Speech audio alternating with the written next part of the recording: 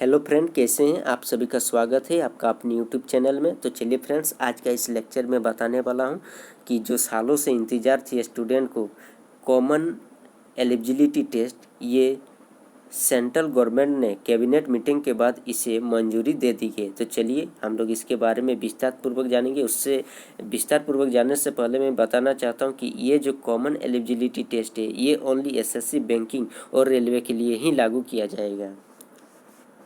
इसमें कहा गया फ्रेंड्स कि सरकारी नौकरियों के लिए तैयारी कर रहे युवाओं के लिए केंद्र सरकार ने ऐतिहासिक कदम उठाया है।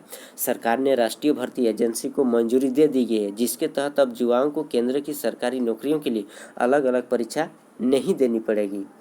इसके बाद कहा गया कि जिससे देश के करोड़ों युवाओं को फायदा मिलेगा। केंद्रीय मंत्री प्रकाश जावड़ेकर ने कहा कि यानी कि बुधवार के दिन था, आज ही का दिन है बुधवार। इसमें कहा गया कि कैबिनेट की बैठक में राष्ट्रीय भर्ती एजेंसी गठन का ऐतिहासिक फैसला लिया गया है। इसके बाद कहा गया कि क्या सरकार का फैसला सही है, गलत है, इसके बारे में जानते हैं। दरअसल पहले सरकारी नौकरियों के लिए युवाओं को कोई परीक्षाएं देनी पड़ती थी। इसे समाप्त करने के लिए सरकार ने राष्ट्रीय भर्ती संस्था की स्थापना करेगी। प्रकाश जावड़ेकर ने कहा कि राष्ट्रीय भर्ती संस्था कॉमन एलिजिबिलिटी टेस्ट CET लेगी, जिसका करोड़ों युवाओं को फायदा मिलेगा। इस फैसले के बाद रेलवे, बैंकिंग और एसएससी की प्राथमिक परीक्षा के लिए अलग अलग परीक्षा देने की जरूरत नहीं पड़ेगी। एजेंसी बनाई जाएगी, एक ही आवेदन, एक ही शुल्क, एक ही परीक्षा होगी।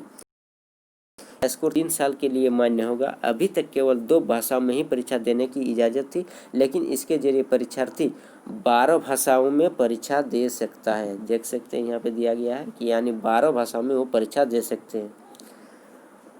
उसके बाद कहा गया कि 3 संस्थाओं के लिए होगा कॉमन टेस्ट। 3 संस्था माने कौन कौन? एसएससी, बैंकिंग और रेलवे के लिए। इसमें सरकार के सचिव सी चंद्र मौली ने बताया कि केंद्रीय सरकार में लगभग 20 से अधिक भर्ती एजेंसियां हैं। अभी हम केवल 3 एजेंसी की परीक्षा कॉमन कर रहे हैं। समय के साथ हम यानी कि भविष्य में हम सभी भर्ती एजेंसियों के लिए कॉमन एलिजिबिलिटी टेस्ट करेंगे। उसके बाद कहा गया फ्रेंड्स कि युवाओं के लिए ये एक प्रकार का वरदान है। गरीब उम्मीदवारों को बड़ी राहत मिलेगी। ये जब से ये लागू हो जाएगी कॉमन एलिजिबिलिटी टेस्ट, तब से जो गरीब उम्मीदवारों को इसमें बड़ी राहत मिलेगी। चलिए फ्रेंड, नेक्स्ट खबर आगे बढ़ते हैं।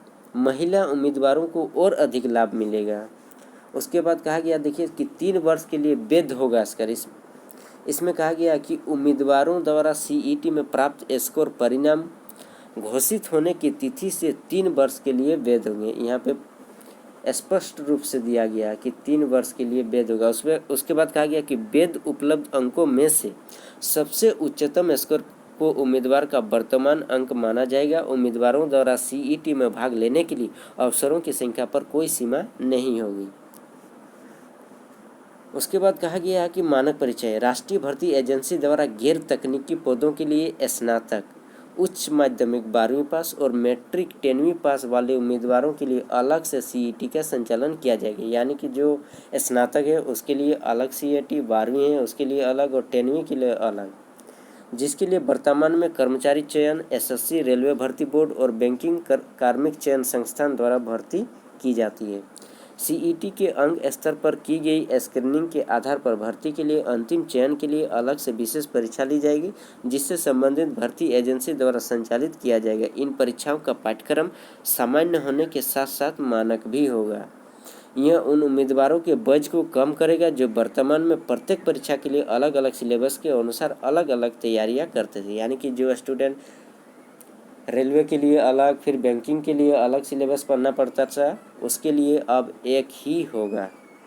परीक्षा केंद्र का चुनाव। उम्मीदवारों के पास एक ही पोर्टल पर रजिस्ट्रेशन करने और अपनी सुविधा के अनुसार परीक्षा केंद्र चुनने की सहूलियत होगी। उपलब्धता के आधार पर उन्हें परीक्षा केंद्र दिए जाएंगे। बस इतनी जानकारी फ्रेंड। नेक्स्ट वीडियो में फिर से मिलते हैं, तब तक के लिए धन्यवाद। वीडियो अगर अच्छा लगे तो लाइक ज़रूर कीजिएगा।